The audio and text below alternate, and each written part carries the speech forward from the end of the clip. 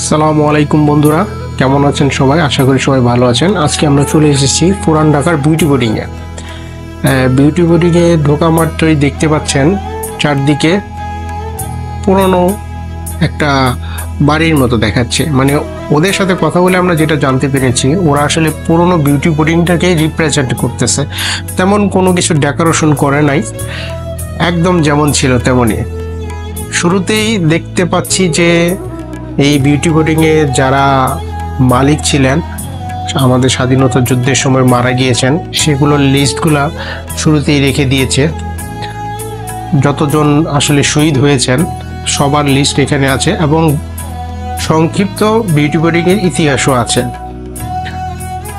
এই সামনের লনটুকুই বিউটি বোর্ডিংয়ের মানে খোলা জায়গা দেখেন, আর ভেতরে 2 কামরার একটা রুম, যেটাতে মানে আপনি লাঞ্চ করেন অথবা ডিনার করেন, যেটাই করেন এটাই হুবহু এই বিল্ডিংটাই কিন্তু সেই আদি আমল থেকে চলে আসছে। দেখেন অনেকেই খাচ্ছে, দুপুরে লাঞ্চ খাচ্ছে, আমরাও আশা করি খাবো।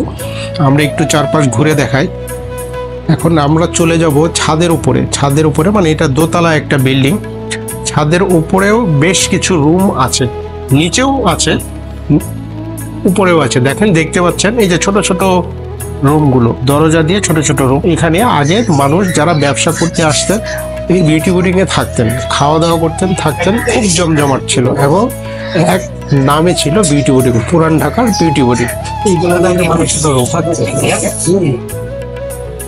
ছোট ছোট রুম, একটা করে ঘর, একটা করে রুম। সবাই এখানে ছুটির সময় চলে আসে। এই যে উপরের থেকে নিচের লনটা দেখা যাচ্ছে, অনেকেই আসছে আজকে বেড়াইতে, আজকে যেহেতু বন্ধের দিন। চারপাশের পরিবেশটা আসলেই খুব সুন্দর। দেখেন অনেকেই ছবি তুলছে। আসলে ওরা বিউটি বোর্ডিং এর আদলটা একদম আগের মতোই রেখে দিয়েছে, রিপেয়ার তেমন কিছু করে নাই, টুকটাক করেছে, কিন্তু আগের মতোই ভাঙাচোরার মতো আছে। কিছু অংশ যাওয়া যায় না, ওখানে রেস্ট্রিকশন করে দিয়েছে। আমরা এখন খেতে চলে যাব। আজকে খাওয়ার মেনু তেমন বেশি ছিল না, পার্শে মাছ, আলুর দম, চিকেন আর আপনার বেগুন ভাজি ছিল। মানে এখানে এক এক দিন এক এক রকম রান্না হয়। দই থাকে, ফিরনি থাকে, আমরা দইটা নিয়েছি। ভালো খাওয়া দাওয়া শেষে আমরা এখানে বসে কফি খেলাম, কফি টফি খেয়ে আর কিছুক্ষণ সময় কাটিয়ে চলে গেলাম। তো বন্ধুরা, আজ এই পর্যন্ত। নেক্সট আর অন্য কোথাও একটা ভিডিও নিয়ে আমি আবার উপস্থিত হব। আসসালামু আলাইকুম।